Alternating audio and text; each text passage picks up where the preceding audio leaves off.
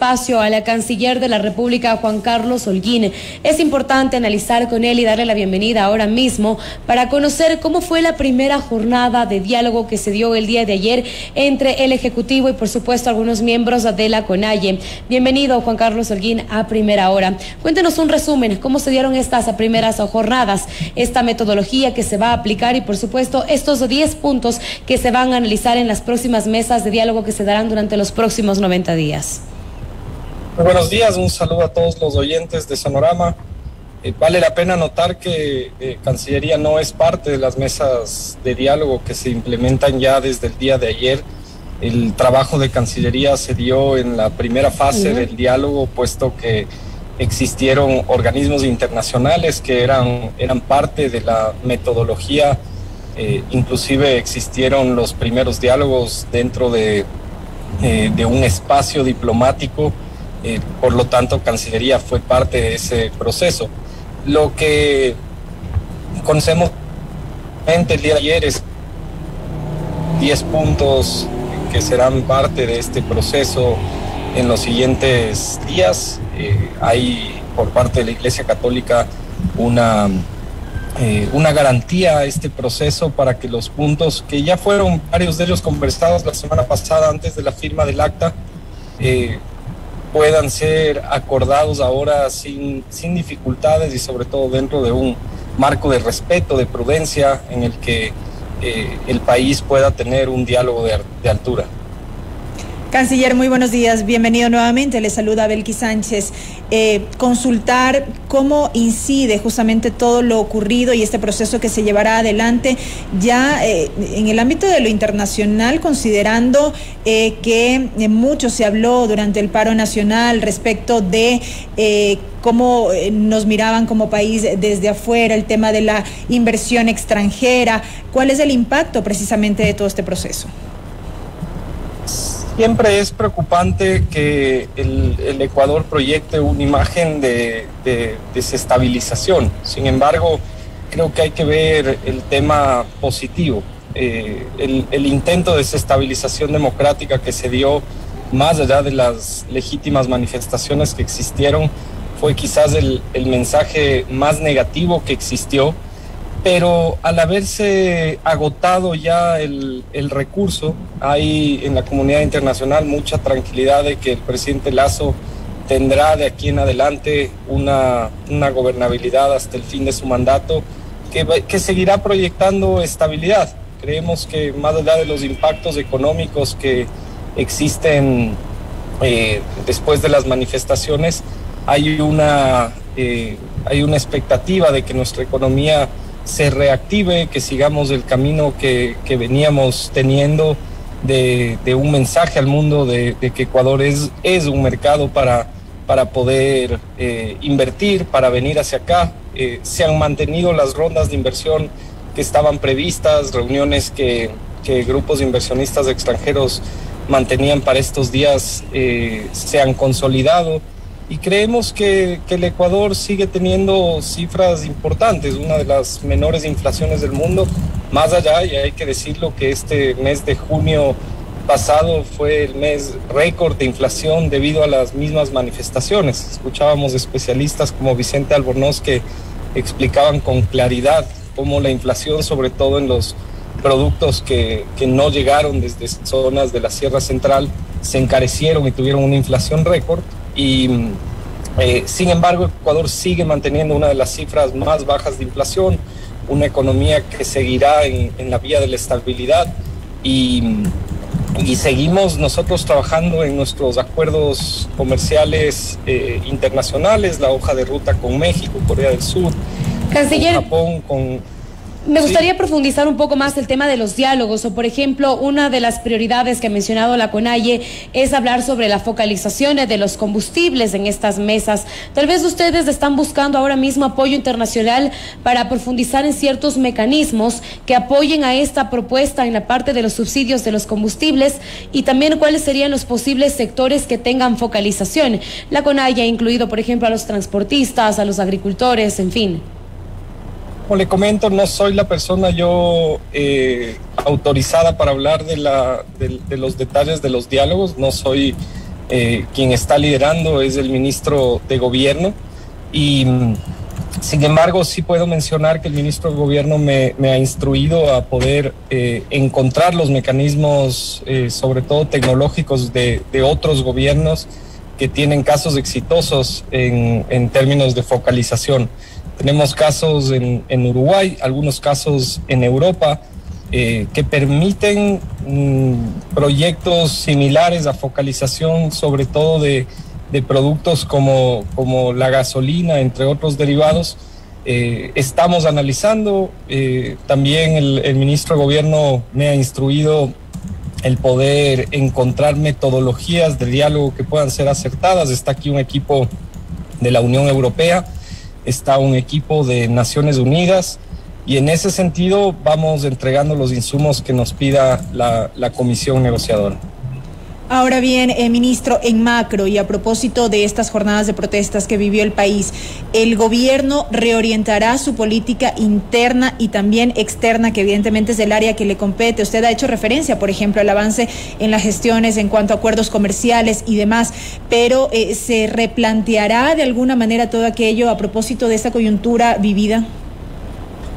La agenda interna, el presidente de la República la ha comentado con sobre todo un cambio para priorizar lo que se encontraba en el plan de gobierno respecto a esta mirada al campo, a la ruralidad, al desarrollo agrícola en nuestro país. Creo que algo que hay que rescatar de la legítima protesta es que permite rectificaciones importantes y sobre todo acelerar procesos que se requerían en nuestro país quizás desde el primer año de gobierno, y que por otras prioridades como la vacunación, la misma reactivación económica, alrededor de ordenar la casa, como ha llamado el presidente Lasso, no se lo hizo.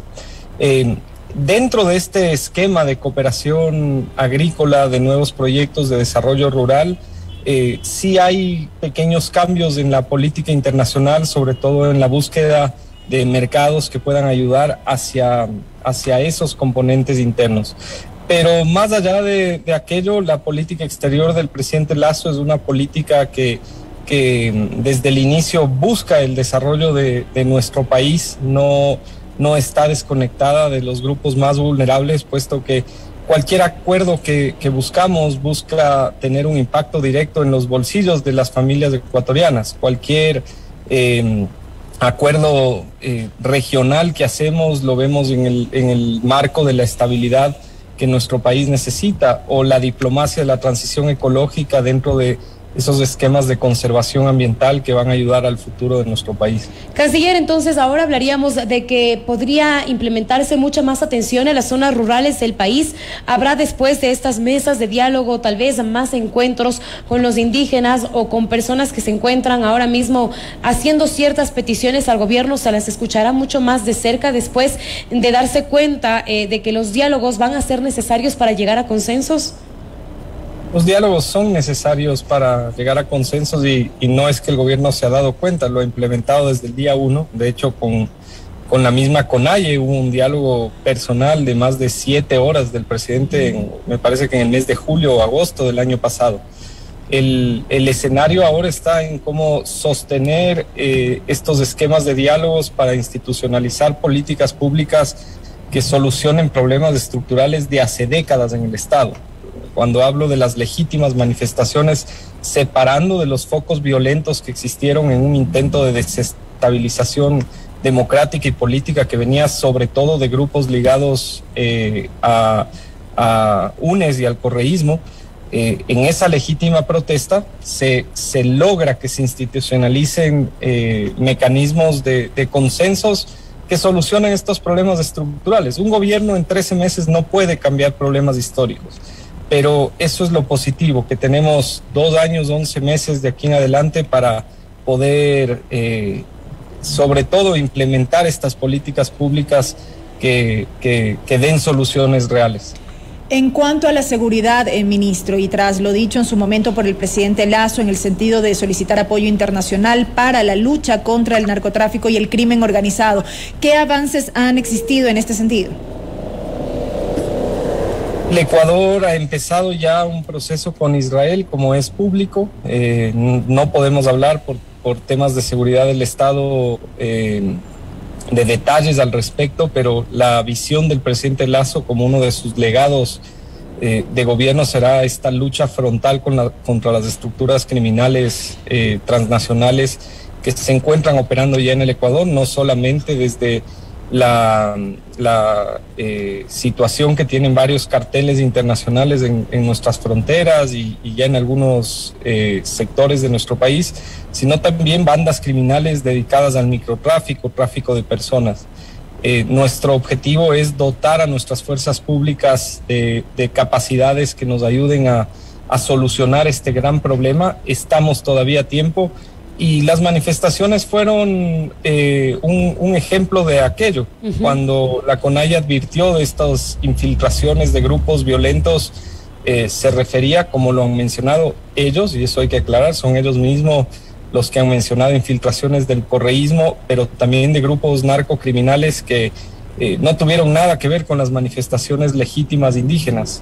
Asaltos a 2 embajadas, asaltos y secuestros a convoys. Hoy hay una excelente investigación del periodista Arturo Torres sobre lo que pasó en San Antonio de Pichincha, y alrededor de aquello nosotros seguimos en una línea de que ese es el gran objetivo nacional: vencer frontalmente a las estructuras, sobre todo de narcotráfico del Ecuador. ¿Qué planes tienen ahora mismo para enfrentar a estas estructuras criminales? ¿Cómo enfrentar, por ejemplo, a estos opositores que en estos momentos, en medio de las protestas, como ya lo han dicho, han existido infiltrados que ocasionaron cierta destrucción de algunos bienes públicos y privados? ¿Cómo va a trabajar el gobierno en ese aspecto para que no vuelva a suceder algo similar a lo que se dieron en estas protestas? Sobre el plan de seguridad y defensa, eso se lo debe consultar a nuestro ministro de Defensa o al mismo presidente de la República, quienes son los autorizados para entregar la línea de la política nacional. El trabajo de la Cancillería es precisamente la coordinación de la cooperación internacional relacionada a esos objetivos. Cancillería es parte del Consejo Nacional de Seguridad Pública del Estado y también del Gabinete de Seguridad del presidente Lasso, pero no estoy autorizado a dar mayores detalles sobre las líneas estratégicas que tenemos de aquí en adelante. Sí podemos mencionar que la cooperación internacional será fundamental. El presidente de la República, antes de las manifestaciones, mientras estábamos en Los Ángeles, habló ya de un gran plan de cooperación internacional para la defensa y seguridad.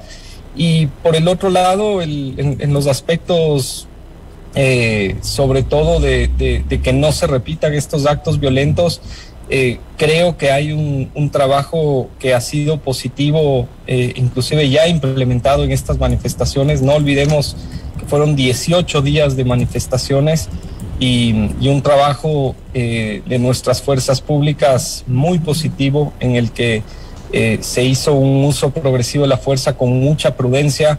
Y creo que si algo las dos partes, tanto CONAIE como nosotros, podemos sentir que fue no positivo, porque hubo víctimas que lamentar, pero sobre todo que fuimos prudentes ambas partes, es que en medio de esas infiltraciones de violencia no tengamos más víctimas y tragedias que lamentar. Canciller, quiero aprovechar su visita en la primera plana también para conversar de un tema muy importante, puesto que anunciaron hace más de un mes sobre la regularización de los venezolanos en nuestro país. Faltaban algunas situaciones por activar con el Ministerio del Interior. ¿Cómo avanza este plan y cuándo ya van a empezar con esta regularización que se tenía prevista para este mes? El plan de regularización no estaba previsto para este mes. Se firmó el decreto de regularización el pasado mes de junio y existen ahí unos cronogramas precisamente para la implementación del mismo. ¿Cuándo van a arrancar entonces? Está arrancado, como le comento, se hizo una firma del decreto en el pasado mes de junio y allí constan los tiempos. La primera fase, que tiene que ser implementada en los siguientes 60, 90 días después de la firma del decreto, es la del primer gran registro que se requerirá a ciudadanos venezolanos que entraron por fronteras legales. La segunda fase es una fase en la cual ciudadanos de otros países que entraron al Ecuador por fronteras legales podrán entrar en su proceso de regularización, y una tercera fase que será para los ciudadanos que han entrado al Ecuador no necesariamente por pasos legales. Sin embargo, hay que entender que tenemos ahora, fruto del decreto, una amnistía migratoria. De esta manera podemos dar una estabilidad mientras se hace el registro de nuestros hermanos migrantes, y al mismo tiempo, para que conozca la ciudadanía, hay un proceso que, en el momento en el que cualquier ciudadano ponga en riesgo la seguridad del Estado, será automáticamente deportado del país. Lo último, ministro, porque entendemos que tiene otro compromiso ya previamente adquirido. Rápidamente, el tema de las negociaciones con México para el acuerdo comercial. Avanzan bien. Nosotros tuvimos una reunión de alto nivel en Los Ángeles precisamente para esta última fase. El canciller Ebrard lamentablemente dio con COVID positivo hasta la semana pasada, y teníamos esta semana varios cancilleres de una gira en Corea del Sur. Él está allá en este momento, por lo cual esperamos la próxima semana tener una definición con México, puesto que estamos ya en una última fase. Esta será una buena noticia para el Ecuador, que esperamos poder darla a conocer si es que llegamos a los acuerdos. Siempre todo puede pasar, pero creemos que va por muy buen camino. Canciller, queremos agradecerle mucho